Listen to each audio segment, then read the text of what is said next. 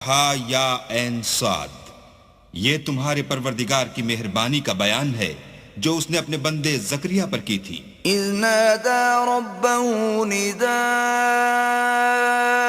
خفيا جب انہوں نے اپنے پروردگار کو دبی آواز سے پکارا، قال رب إني وهن العظم مني واشتعل الرأس شيبا